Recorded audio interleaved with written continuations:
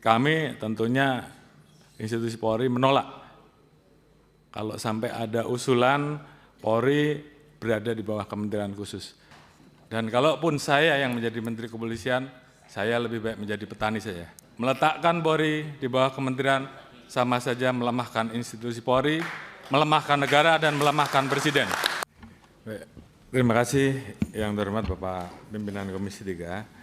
Kami telah mencatat beberapa penyampaian dan aspirasi, serta juga tadi mewakili aspirasi masyarakat yang disampaikan oleh Pak Saprudin, Pak Rehwanto, kemudian Pak Rahul, Pak Mahfud Arifin, kemudian Pak Abdullah, Pak Nasir Jamil, Pak Endang, dan seterusnya.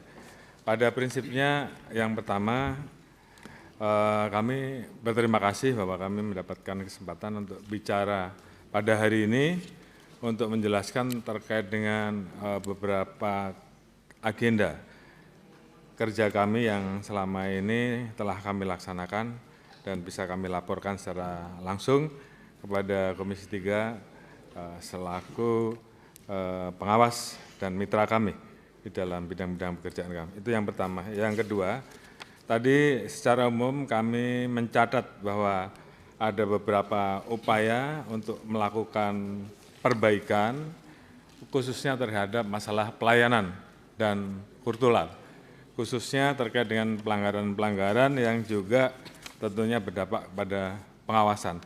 Tadi sudah kami jelaskan bahwa khusus terkait dengan masalah kultural, Polri tentunya telah melakukan berbagai macam upaya untuk mempersiapkan perubahan, mulai dari perbaikan dari doktrin sampai dengan bagaimana kita meningkatkan pengawasan, dan tentunya pengawasan ini tidak hanya sekedar pengawasan yang melekat saja, namun juga disertai dengan adanya sanksi. Dan kami tidak pernah ragu untuk memberikan sanksi terhadap anggota, apakah itu sanksi yang bersifat etik sampai dengan sanksi yang bersifat pidana demi kebaikan institusi Polri. Tentunya ini yang menjadi concern kami untuk terus menerima masukan dan terus melakukan perbaikan terhadap hal-hal yang masih menjadi perbaikan-perbaikan yang perlu kami laksanakan. Terkait dengan pelayanan dan memunculkan postur Polri yang tegas dan humanis, terima kasih. Tadi kami juga banyak mendapatkan masukan. Tentunya kami akan terus mencoba untuk bisa mendengar, melayani khususnya teman-teman yang menyampaikan pendapat, menyampaikan tugas-tugasnya selaku aktivis-aktivis, sehingga kemudian suara itu terdengar sampai dan deliver. Oleh karena itu kami juga membantu, memfasilitasi untuk menghubungkan sehingga kemudian semua dialog tersebut, semua aspirasi itu bisa sampai. Dan itu yang menjadi salah satu yang kita lakukan tanpa harus terjadi peristiwa rusuh, karena memang kita ingin bahwa apa yang disampaikan itu bisa tersampaikan dengan baik. Tindakan penegakan hukum tentu kita lakukan secara terukur terhadap tindakan-tindakan anarkis maupun yang bersifat rusuh dan merugikan fasilitas publik ataupun menimbulkan dampak munculnya korban jiwa. Kemudian terkait dengan Direktorat PPA dan TPPO, kami laporkan bahwa memang saat ini kami baru saja melonsing, sehingga tentunya perlu banyak upaya-upaya perbaikan terhadap Direktorat PPA dan PPO. Namun demikian tadi yang disampaikan oleh Ibu Melty terkait dengan banyaknya penyelundupan di wilayah-wilayah kontinental, karena di sini semua para Kapolda dan pejabat utama hadir, tentunya sudah mendengar langsung, dan saya minta untuk bisa segera ditindaklanjuti sehingga apa yang menjadi keluhan karena sudah didengar oleh para PJU dan para Kapolda tentunya bisa dilakukan perbaikan.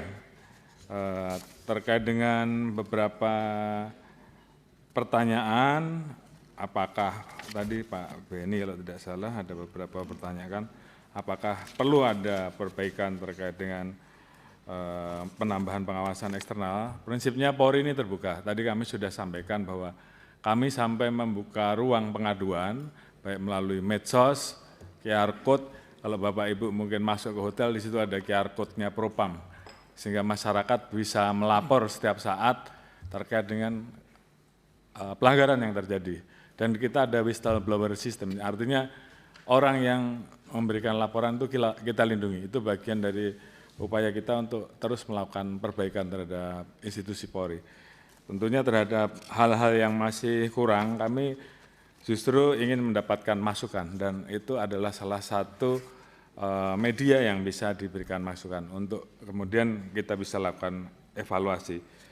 Pengawas eksternal kami tetap membuka ruang, karena memang kita ingin bahwa Polri ini betul-betul menjadi institusi yang tidak anti kritik, institusi yang terus melakukan perbaikan, baik di sisi reformasi, di bidang kultural dan sebagainya. Terus kemudian tadi ada pertanyaan terkait dengan komite internal dan komite percepatan reformasi yang dibentuk oleh Pak Presiden. Sebenarnya ini sudah berkali-kali kami sampaikan, baik oleh kami sendiri maupun oleh komite reformasi, bahwa komisi internal ini sifatnya adalah bagian dari respon cepat untuk menindaklanjuti temuan-temuan yang ditemukan, yang dikumpulkan pada saat Komisi Reformasi melakukan mengumpulkan partisipasi publik terhadap hal-hal yang bisa langsung dieksekusi, karena itu menyangkut aspek instrumental, aspek kultural maupun perbaikan-perbaikan, maka kita langsung melakukan perbaikan sehingga tidak perlu menunggu waktu yang terlalu lama. Kemudian yang terakhir yang menjadi concern rekan-rekan tentunya terkait dengan posisi institusi Polri.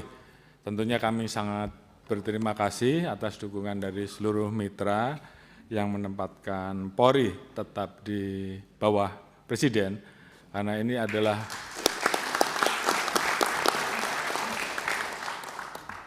bagian dari mandat reformasi yang tentunya harus ditindaklanjuti. Beberapa TAP MPR sudah dikeluarkan sampai dengan memisahkan Polri dari TNI untuk menjelaskan tentang apa tugas Polri sebagai penjaga keteraturan sosial, penjaga keberagaman sosial, dan TNI sebagai penjaga kedaulatan negara kesatuan Republik Indonesia. Tentunya penempatan Polri sebagai alat negara yang kita tahu semua bahwa ada hal-hal khusus bahwa pada saat situasi genting maka posisi Polri sebagai alat negara yang bertugas di bidang keteraturan sosial, di bidang menjaga harkat timas tentu harus selalu dikontrol. Oleh karena itu mekanisme check and balances yaitu oleh persetujuan oleh DPR, menurut kami itu menjadi sangat penting, karena itu juga untuk mengontrol dan menjaga Polri agar tetap bisa melaksanakan tugas pokok sesuai dengan amanat dari Undang-Undang Dasar dan amanat Undang-Undang. Mohon maaf Bapak-Bapak dan Ibu-Ibu sekalian, kami tentunya institusi Polri menolak kalau sampai ada usulan Polri berada di bawah kementerian khusus.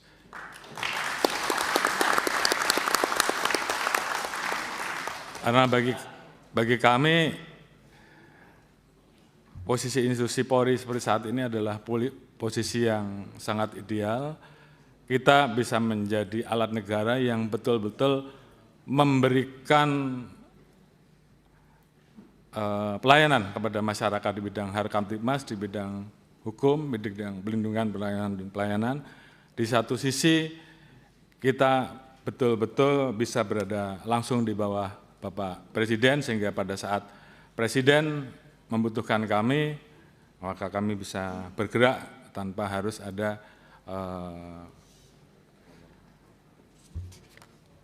kementerian-kementerian yang kemudian tidak mau, ini menimbulkan potensi matahari kembar menurut saya.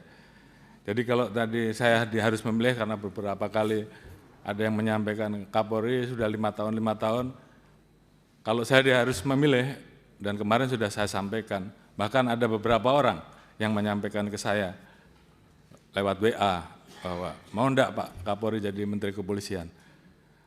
Dalam hal ini saya tegaskan bahwa di hadapan Bapak-bapak dan Ibu-ibu sekalian dan seluruh jajaran bahwa saya menolak polisi di bawah kementerian.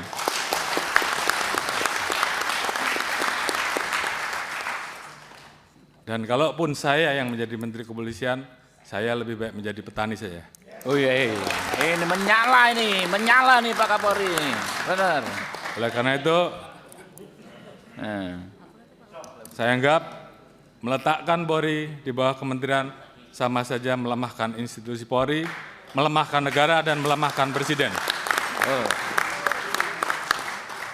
Oleh karena itu, apabila ada pilihan, apakah polisi tetap berada di bawah presiden atau polisi tetap di bawah presiden namun ada Menteri Kepolisian, Kapolri tetap memimpin, saya memilih Kapolri saja yang dicopot. Saya kira itu sebagai bentuk sikap tegas. Dan saya minta seluruh jajaran laksanakan ini. Perjuangkan sampai titik darah penghabisan. Terima kasih.